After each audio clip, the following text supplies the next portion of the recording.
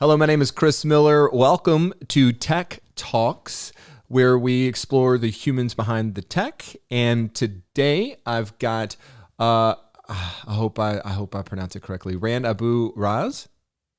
Yes, it's Rand Aburas, but everyone calls me Randy on Twitter, so it's Randy. Yeah, Randy. So Randy is the founder and CEO of Ucast. And I've met Randy in a morning space that they've been doing for maybe a year or a little over a year.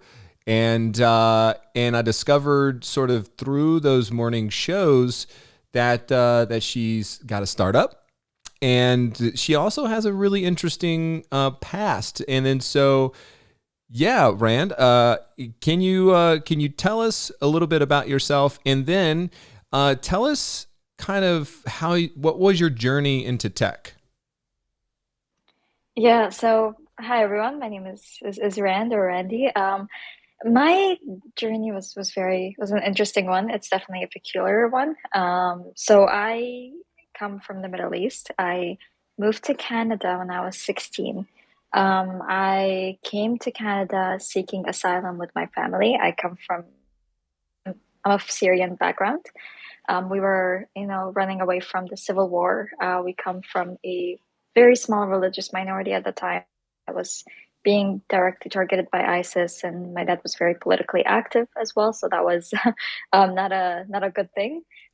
So we came to Canada seeking asylum, and I started university right away. I was still very young, and I decided I wanted to study business.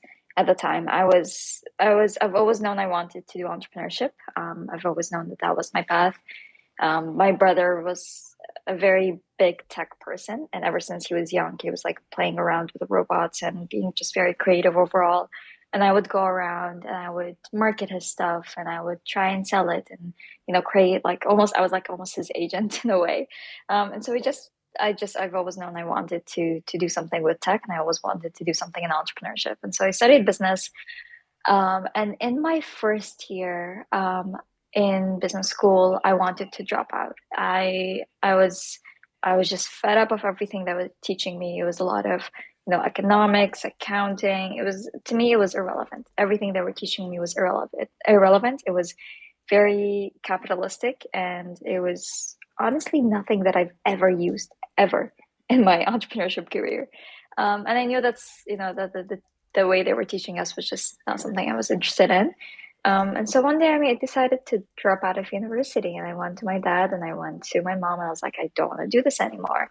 I also had, it was a very big cultural shift moving from the Middle East to Canada. I was like always the youngest person in my classes. I didn't get along with anyone. It was just a very lonely path as well. And so one day I went to my professor and I told him I am dropping out. And he sits me down and he's like, okay, let us talk about this for a little bit. He sits me down and he understands why I wanted to drop out. And I told him how I was very, I hated the curriculum and I didn't like what they were teaching us and I wanted something completely different. And he encouraged me to join a student group at the time called Enactus. I had no idea what Enactus was or what it did. And he said, just join it. They have a project that actually helps Syrian refugees learn financial literacy. And since you speak Arabic and you're a Syrian refugee, I think it would be perfect for you to start with. So I decided to hold off on my decision to drop out. And I went to that student group and I told them my story. And they said, okay, we have the perfect project for you. And so I started working with Syrian refugees. I would help them understand the financial literacy, like as simple as taxes and what credit card means. We didn't have any of these systems back home, and it was very complex, a lot of them. And a lot of them were illiterate in Arabic and English, and so it was very difficult for them to do anything really. And so we'd sit down with them and help them throughout these tough times, and we'd help them, launch their early careers, so on and so forth. And so I fell in love with social entrepreneurship, or I hate the word social entrepreneurship, but more like entrepreneurship with an impact, where you still run a business, but you're also helping impact people's lives positively. And so I discovered that there was that my university I was with was actually had one of the biggest incubators in the world, called the DMZ. And that's where I did my first internship. That was like my first insight into the startup world and into the tech world. And I just worked with so many different tech companies that year. I was helping with the programming. I was like getting introduced to every single tech company there. I was just talking to founders, and I was just fascinated by their experience. And that was like the moment I knew I wanted to do entrepreneurship, and like startups in general. So I worked at a couple of different incubators after that.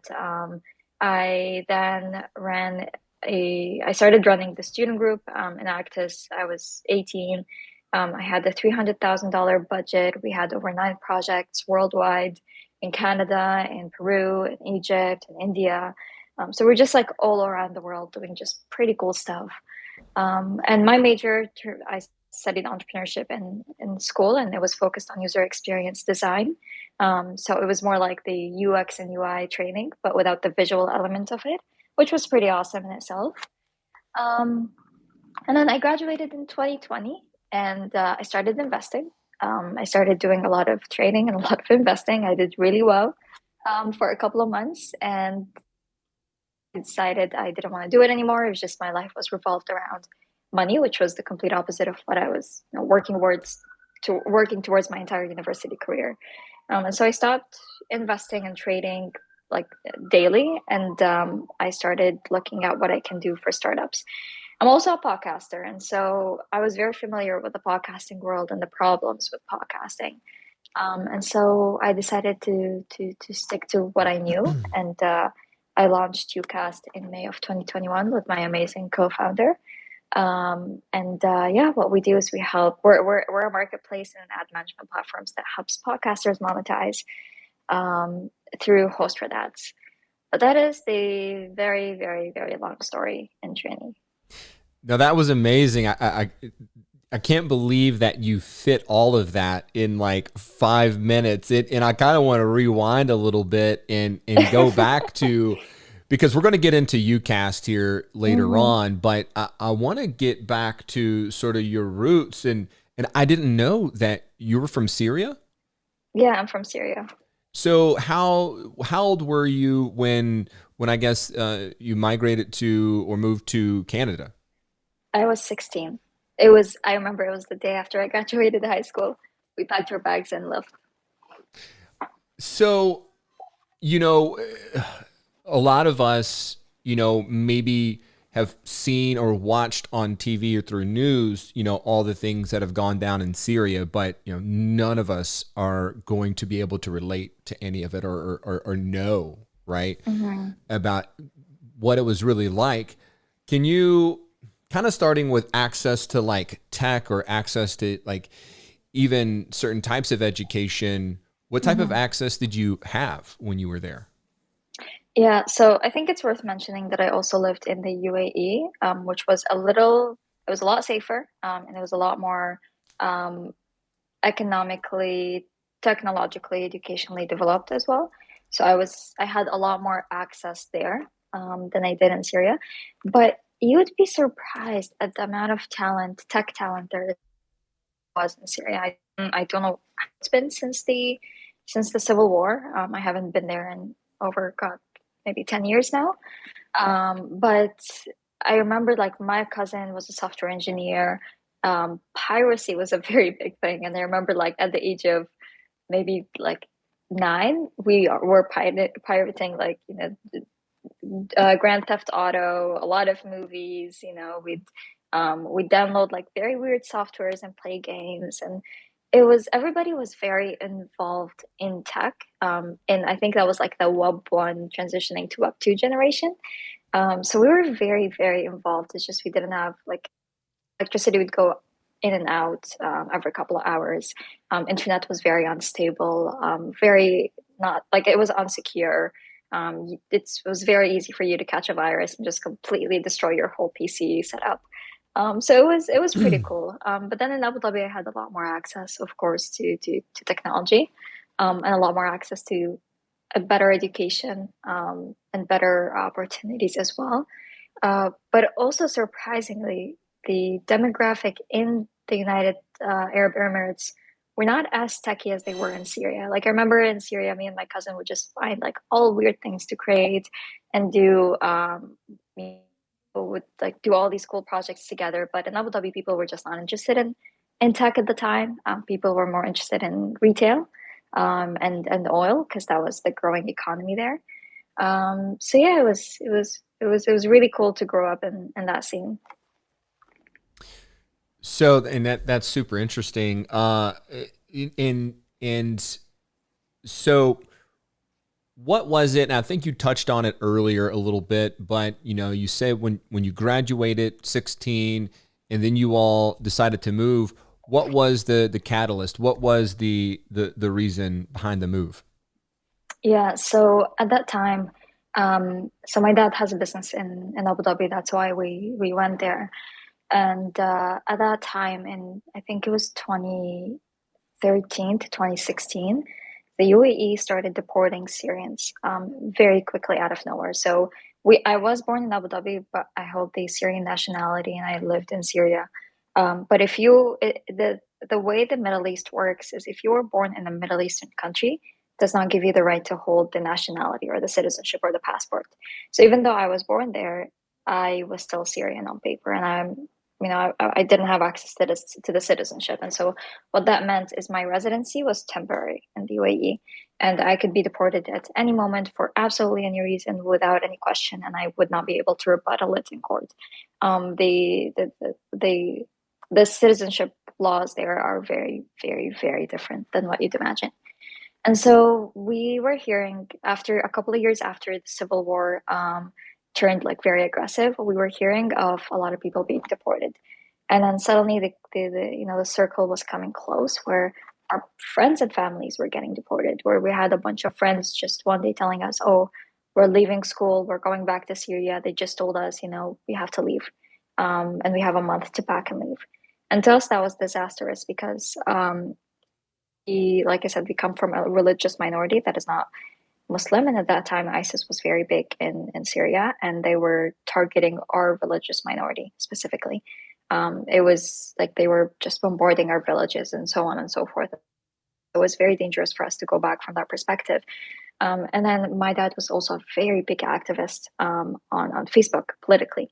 And he created this group that had over like 50,000 people, and they were all against the government. And they were for the civil revolution. And so he was also blacklisted by the government. And so if we were to go back, it was like it's either ISIS get us or the government gets us. And so it just was not the. It was scary for my parents to think that we could go back. And my dad just one day was like, okay, let's go seek refuge in another country. Let's see what our options are here. And so my brother actually came a year before us to Canada. He got a full scholarship to UFT, and was very lucky to go there.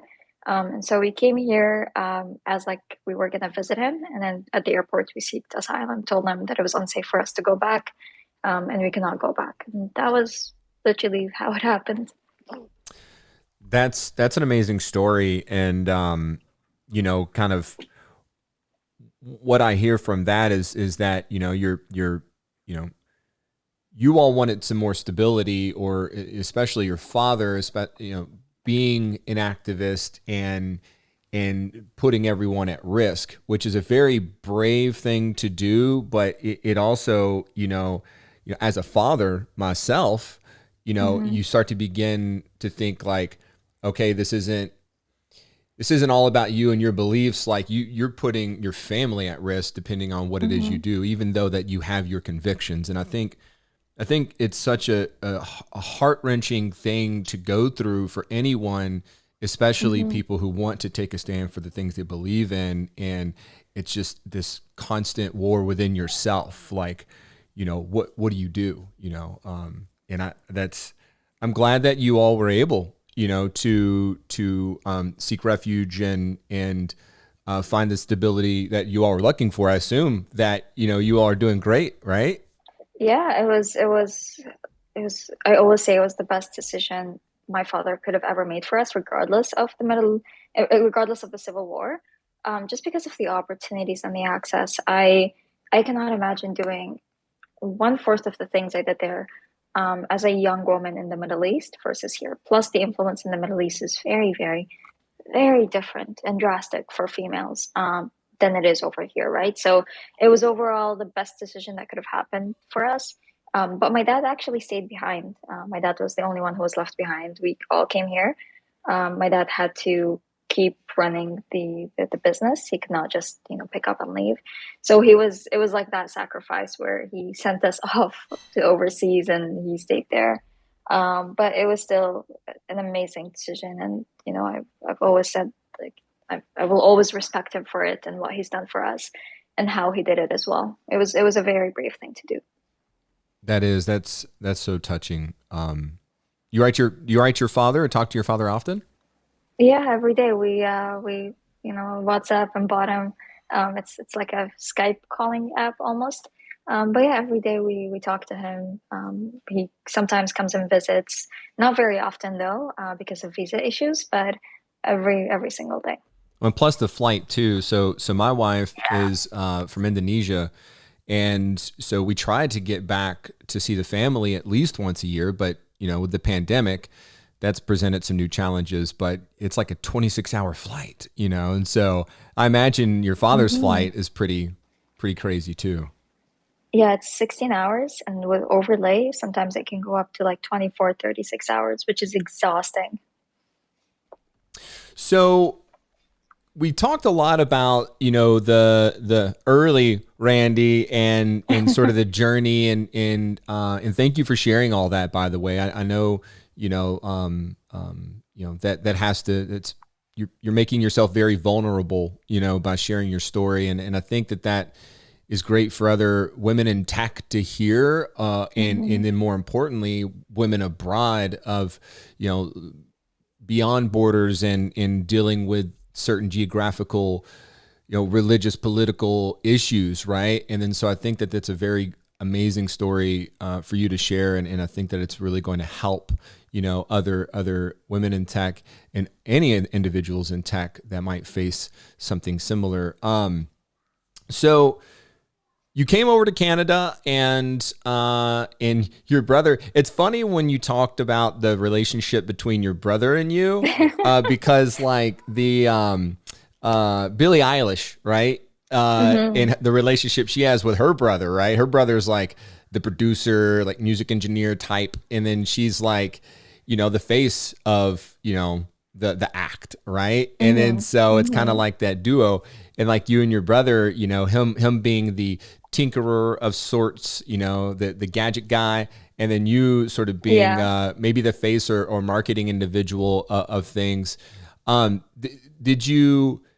How strong is your technical chops? Did you stick purely into sort of advertising marketing, or you touched on UX and UI earlier. Yeah. What tell us a little bit about your tech background. Yeah, so my tech background is very limited to the startups I've worked with.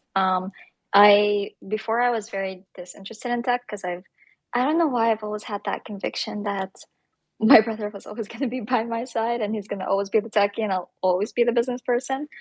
So I never had the need or the urge to really learn much about tech. But then a couple of years ago, my brother went off to MIT to do his master's. And that's when I was like, oh shit, he's not with me anymore. And I don't know when, the next time he's going to be with me and when, if we're ever going to work on a project, because what he's studying was drastically different from what I was doing or interested in necessarily. And so I realized I had the need to at least understand the industry that I'm going to be working in if I don't have someone I trust that is going to translate to me. And especially like if I have a co-founder or if I wanted to start a company, I needed to communicate to my employees. I needed to understand what their challenges are, and I needed to understand how I can help them or how I can be resourceful to them. And so that was very important to me. And I started learning a little bit more about the tech space.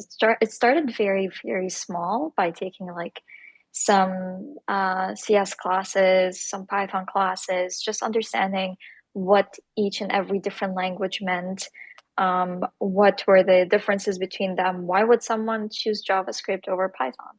Why would someone use AWS instead of Google Cloud? Like just these small foundational elements here and there to understand how I can make decisions when it comes to my startup. That was very important. So that's how it started. Um, and then I quickly became interested and intrigued a lot more towards like really cool products in biotech, in AI, in machine learning. And those were the startups that I majorly worked with at the incubator.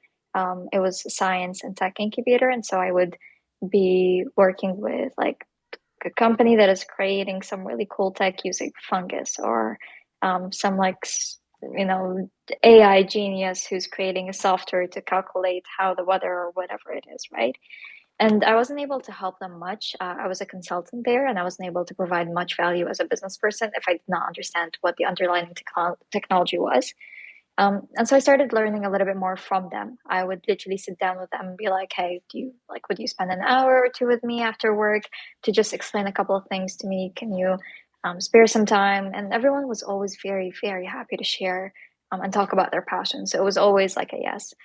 And then after I transitioned into podcasting and after I transitioned into building my own company, I became fascinated with the crypto world and blockchain and Web3 in general, just because I've always been a very big advocate way before like the Web3 blew up. I was a very big advocate of user data privacy and decentralization, and I've talked about it before on my podcast with Chris Messina, and we just had a very cool conversation about decentralization, and I've always thought that was something that I was a very big advocate for. And so when I saw the Web3 blowing up in crypto, it was a perfect fit. And that's when I transitioned from just being a very big generalist on what the tech world has to present to really niching down on what Web3 could look like for creators and for people like myself. So we're nearing the 30-minute mark, and I want to begin transitioning over to your involvement in Web3 and then your Ucast project. And sorry. But before we do that, though, just to backtrack a little bit into sort of you learning a little bit about everything or just having general knowledge about a lot of things in tech. Do you think that helped to give you sort of not leverage in conversations, but do you think that helped to open up more opportunities for you? And do you think that that's helped you throughout your career, just knowing like what exists in what it's meant to do? Yeah, so I would like to preface by saying that my career has been very, very, very, very, very short lived. I'm still 22 and I decided to start my company at 21. So I didn't have much exposure to external employment where I would like, have these conversations and these opportunities. But it was always um, it was when the opportunities that presented itself was really with investors and advisors, and people who can support my company. Where it was always very, um, investors would look at my background and they would see Bachelor of Commerce and they're like, oh, great, another business person trying to start a tech company. And I would just like niche down onto the tech stack and I would niche down onto the product and our expansion and what we're looking to do. And that's when like you would see their eyes just like glowing. They're like, oh shit, it's not just another business person, trying to talk tech to us. It's, she has a little bit of background, she has a little bit of understanding, and she's not just like driving, a car blind. So that's where I saw the biggest opportunities present itself, as well as on Twitter, where like I would see someone debating and I would reply with a piece of opinion, and I would definitely feel like people would see me as a lot more of a credible person rather than just someone who's throwing out random opinions on Twitter. So those are the two scenarios where I saw it was very beneficial. Do you think that products can survive or exist without marketing and advertising? Um, as a product person, I would say so. I want to believe so, actually. Um, I think, I think it goes, I think it needs a little bit of both. I think an amazing product markets itself, but it needs an initial boost for it to be known. I've always been a believer that a good product and a good company that has a product force rather than a sales force doesn't need a lot of marketing in order to grab people's attention. And the biggest example is Notion. Notion is one of those companies that didn't do a lot of marketing. It has actually very minimal marketing. It's only most active on Twitter, I see. But it's also one of the most used tools by founders and by investors. And it's the tool that I host my company website on, and it's the tool I actually use the most, more than Google Drive, actually. And so I would like to believe that a good product can exist without a lot of marketing, but it does need initial marketing. Like it needs that very first push. Um, but after that, I feel like a good product speaks for itself. Okay, so now let's get into a little bit of Web3 talk and Ucast. And so I'm going to let you run with this. Mm-hmm. Take your pick, because I know from what I understand, we talked a little bit, and I think I might have misspoke by saying using the word pivoting, Mm-hmm. but it does seem like that you're exploring some other options or avenues and looking to maybe niche down a little Mm-hmm. bit with Ucast. But also, just to preface this a little bit, I went onto the Ucast site, looks great, and from what I understand, let me pull up my notes here. Mm-hmm. So it says Ucast is on a mission to reshape the way that podcast advertising works. The platform is the go-to marketplace for podcasters and advertisers of any size or budget to launch successful ad campaigns. Ucast is intricately designed to inspire trust, communication, and podcast advert fit. It focuses on matching campaigns with podcasts that will generate the highest ROIs based on numerous factors. Is that a good summation of like what Ucast is? Yes, it's a perfect summary. Yeah. So, um, for people who don't know what an ROI is and don't understand sort of the intricacies behind Mm-hmm. the moving parts here, uh, can you explain it a little bit further? Like, why would someone come here? Like, let's just say, for instance, someone wants to start a podcast from scratch, and there's many different avenues and options out there, many different platforms. And then more Mm-hmm. importantly too, someone may want to, monetize their podcast. What how does someone getting started, how would you interpret this for them? Yes. So what Ucast does and what Ucast is great at is helping businesses and podcasts of any size find each other. So I'll give you the best example I can. If you're a knitting podcast, you don't want to sell baby diapers on your podcast, and you don't want an advertiser selling you a product management tool on your podcast because your podcast is a very specific niche and a very specific audience. And when your listeners are there to learn about knitting, their focus is towards a very specific topic and a very specific subject. So the entire idea was, how can we help small podcasts that have very niche topics monetize on their audience when they are very intently listening on their subject topic? So, for example, if you're a knitting podcast, it would be ideal if someone that is selling a knitting kit advertise on your podcast that has an e-commerce, for example, or someone is selling a DIY book or whatever it is, right? Because that's the demographic and that's where the ear is or the listenership is so far. And so the idea was, how can we help connect small to medium businesses with these small to medium podcasts so that is represented correctly and they can generate the highest return on investment for their dollar spent. So right now, if you go to Google Ads, Facebook Ads, the return on investment or conversion rates is very low.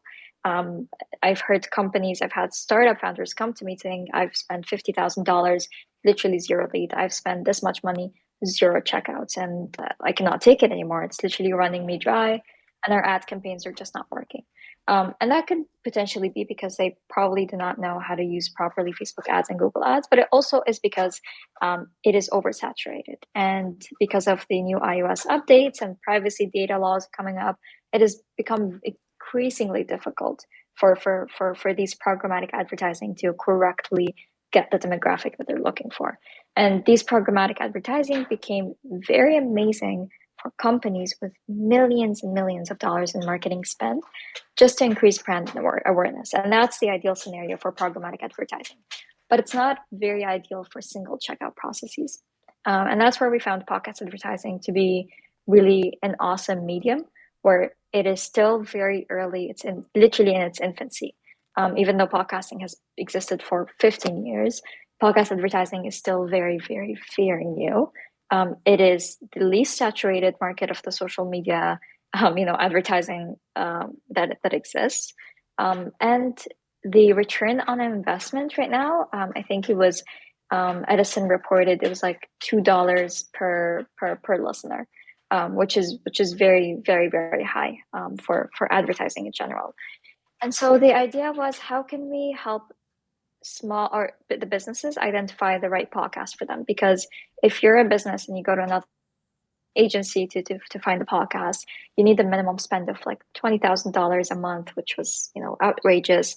And then the podcasts that they have available, they're only very large podcasts that have, hundreds of thousands of listeners, which probably do not have your niche audience. So the entire idea was, how can we find these niche audiences and how can we connect the right brands to the right audiences? And that's how Ucast was born. So if I, as a podcaster, go to a platform, I have my platform of choice where I, either record it on there or submit my recording on there. How do I get Ucast integrated there? Or, at what point, do we hook in? Yeah. So just as a general note, Ucast is still in its beta, and what we have right now is an MVP, which means it's a minimum viable product. It is not it's not a glorious product so far. We just wanted to build the bare bones to test the idea and validate that it works and that it's a needed tool. But right now, the way it works, there's really two ways for you to get your podcast onto Ucast. You either claim it. So we've been onboarding databases of Ucast, of podcast libraries onto Ucast, where just like Yelp, you would on Yelp, you would go and claim your business. It's very similar. Where when you sign up, you can claim your podcast very quickly and very easily. Or you can sign up and literally list your podcast by putting in all the information and creating a profile for your podcast. So those are the two ways you can sign up for Ucast. And then once you sign up, you're on our marketplace. And then you're able essentially to get advertisement requests from brands. But it's also very important to note that we haven't started our distribution strategies to brand. We're building our supply side of the marketplace. And then we're going after demand. So even if you list your podcast right now, you might not get the results that you're looking for. Just because right now, again, we're doing very small tests with very small brands, and we're able to, just to be able to understand the return on investment and how we can better match and train our algorithm to make those matches. As a developer, I am always interested to know sort of what the tech stack is or how the products are built. Can you share with us maybe what the tech stack was for Ucast, if you know that? Yeah, it was built on AWS. We used mainly React and Python. Right now, it's built on Incognito, Lambda, Dynamo tables, and I think we just introduced a third one. But that's the main tech stack that we use. And it looks like that sort of the front-facing website, pretty much your marketing tool might run on a different tech stack and maybe a different domain. What stack is that on? Yeah, so we're actually just releasing our new landing page, so that I actually hate our current landing page. We're relaunching our landing page. It's going to be a lot cooler, trust me. But it's built on Notions. Believe it or not, I know the note-taking app, everybody's like, what? How can a note-taking app be a hosting website? Well, there's a really cool tool called super.so, and what it does, it connects to your Notion note-taking app, and it creates it into a very cool hosting website. So literally all I do is there's something called a super builder. Sorry, one second.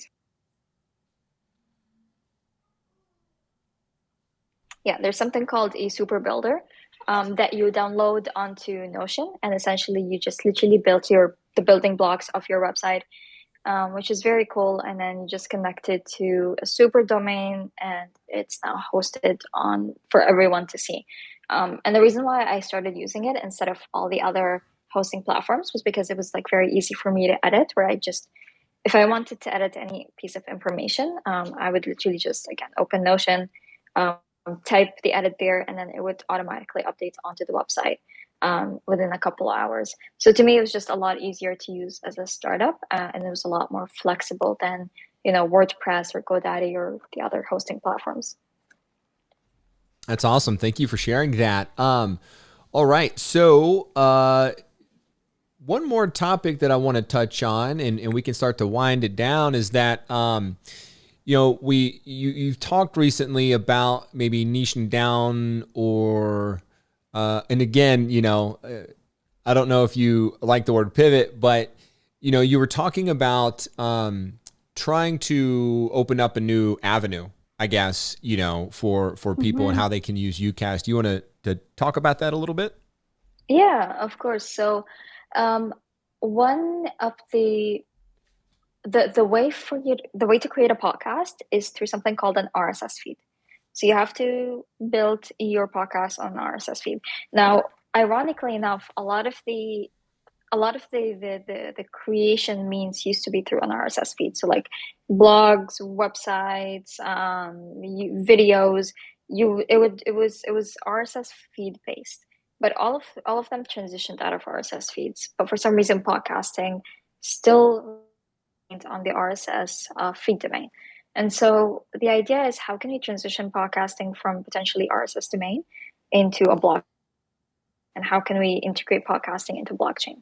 Because if we're able to do that, then it's very easy for us to provide not only decentralized advertising access, but it's also it would be a lot easier for us to track analytics per podcast, which actually was the biggest barrier for brands to start advertising on podcasts. The reason why it took so long is because brands did not trust the analytics that was the podcasting was bringing back through the RSS feed.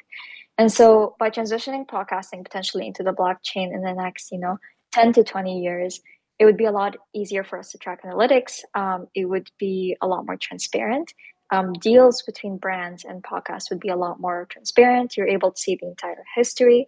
You'd be able to find the right audience. It would just be um, a lot more integrated with the long-term vision of the internet, which I think podcasting has been the slowest mover in Web 1 and Web 2 and Web 3. Podcasting is always, and audio is always the slowest movers.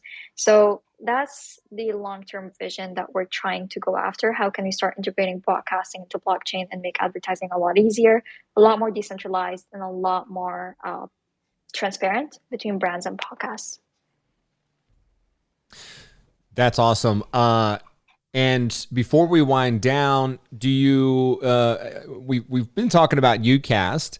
So if Mhm. you want to sort of do your pitch or your plug now, totally do that. But yeah, is there anything that you want to plug right now?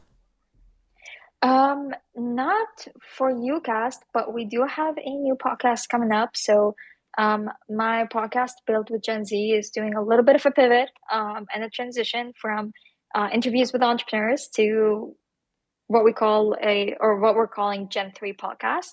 And essentially it's for, the builders of the Web3, or people who want to invest in Web3, or who are just interested in learning. And what we want to do is we want to interview um, biggest influencers and devs in Web3, to learn more about the infrastructure of Web3, what tools exist, how can they start building on Web3, how can they start creating, and essentially what does access looks like. So that is coming up in March. Right now, the launch date is in March, so keep an eye out, or you can follow me and follow Remy, who's going to be my co-host.